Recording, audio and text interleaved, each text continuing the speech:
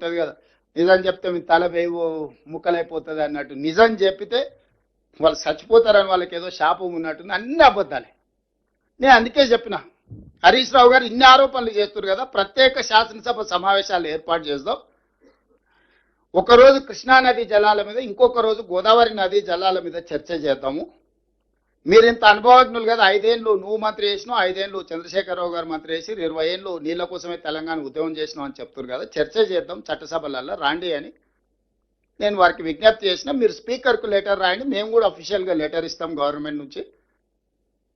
Platform మీద face to face. ఇప్పుడు నేను ఏం చెప్పినా మీరందరూ మన వాళ్ళే, మీరందరూ ఎక్కువ తక్కువ 99% నేను చెప్పిన దాన్ని ఆమోదిస్తారు. నేను అట్లా వాదించదలుచుకోలే, నేను మీకు వివరాలే ఇస్తున్నా. చంద్రశేఖరరావు గారు, హరీష్ రావు గారు టీఆర్ఎస్ పార్టీని శాసనసభలో నించోబెట్టి ఒక్కొక్క జీవో ఒక్కొక్క పేపర్ చదివి వినిపించి ఆ రోజు ఏ విధంగా మనకు తెలంగాణ ప్రజల పట్ల మరణ శాసనం రాసిండ్రో, ఈ రాచపుండు ఎవరు తీసుకొచ్చి తెలంగాణ ప్రజలకు అంటగట్టినరో మనం చర్చించుకోవాల్సిన అవసరం ఉంది. ఈరోజు ఎన్విరాన్మెంట్ మినిస్ట్రీ అయితే పిఎఫ్ఆర్ను తిరస్కరించింది అంటే అదేదో పరిష్కారం అనుకోకండి, అది కామా మాత్రం, అది ఫుల్ స్టాప్ కాదు. వాళ్ళు లేవనెత్తిన డౌట్లను మళ్ళీ క్లారిఫికేషన్ పేరు మీద మళ్ళీ వెనక్కిస్తాడు. ఎందుకంటే మోడీ గారి మనగడ చంద్రబాబు నాయుడు గారి మీద ఉంది, చంద్రబాబు నాయుడు గారి మనగడ గోదావరి బంకచర్ల మీద ఉంది.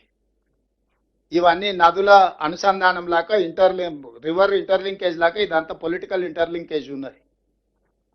అందుకోసమని ఇది మన తెలంగాణలో కడుతున్న ప్రాజెక్టులు కానీ తెలంగాణకు కేటాయించిన నీళ్లను పక్కాగా లెక్కలు రాసి మన కేటాయింపులు జరిగినప్పుడే ఈ సమస్యకు పరిష్కారము. ఇది ఒక రోజు, ఒక నెల, ఒక సంవత్సరంలోనూ తేలే వివాదం కాదు. అందుకే ఈ హాల్లో ఉన్న ప్రతి ప్రజాప్రతినిధి దీన్ని నేర్చుకోవాలి. ప్రతి గ్రామంలో, మండలంలో, జిల్లాలో మీరు అంశాన్ని ఖచ్చితంగా మీరు ఏదైనా ఉపన్యాసం ఇవ్వండి. ఒక 5 నిమిషాలు ప్రజలకు ఇది వివరించాలి, ఏ విధంగా చంద్రశేఖరరావు గారు తెలంగాణ రైతులకు ద్రోహం చేసిండో, రాష్ట్రం వచ్చిన తర్వాత కూడా మన నీళ్ళని ఎట్లా ఆంధ్రప్రదేశ్కు తాకట్టు పెట్టిండో. ఆ రోజు ఆయన ఇప్పుడు వీడియోలో చూసారు, ఆయన గొప్పల కోసం ఎట్లా మాట్లాడుతుండో. కొందరికి నచ్చదు, కొందరికి కడుపు నొప్పి ఉంటుంది, కొందరికి అది ఉంటుందని. అసలు ఆలోచన ఎందుకు వస్తుంది ఆయనకి? ఎవరికో కడుపు నొప్పి ఉంటుందని, ఎవరికో బాధ ఉంటుందని. అంటే ఎవరన్నా ఆయన ఏమన్నా అనేరు కానీ అని ముందుగానే మన మీద బురద చల్లుతున్నాడు. మన ఉద్దేశాలను, మన ఆలోచనలని తప్పు పట్టాలి అన్నట్టుగా. చంద్రశేఖరరావు గారు శాశ్వతం కాదు, చంద్రశేఖరరావు గారు సృష్టించిన సమస్యలు శాశ్వతం కాదు. నీటి కేటాయింపులే శాశ్వతం, మన హక్కులు శాశ్వతము. మన శాశ్వతమైన నీటి హక్కుల కోసము మనం ఖచ్చితంగా ఒక స్పష్టమైన విధానంతో ముందుకు వెళ్ళాలి.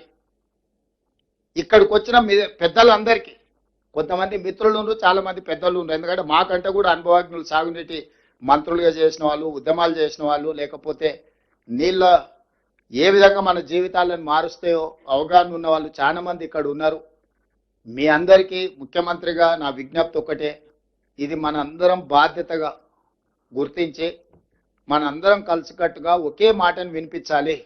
ఈరోజు చంద్రశేఖరరావుతోని పంచాయతీ పెట్టుకునే దానికంటే మన హక్కులను ఎట్లా సాధించుకోవాలని ఆలోచన చేయడం కీలకం. ఈ సమావేశంలో ఉద్దేశం చంద్రశేఖరరావు గారిని విమర్శించడం కోసం కాదు ఈ సమస్య. ఇక్కడ ఈ సమావేశం మన నీటి కేటాయింపులను, హక్కులను ఏ విధంగా సాధించుకోవాలి, మన నీటి కేటాయింపులను, హక్కులను సాధించుకోవాలంటే మనం కేంద్ర ప్రభుత్వం మీద నిరంతరం ఒత్తిడి చేయాలి, నిలదీయాలి. ఇదే మన agenda. Subscribe us and press the bell icon for more interesting updates.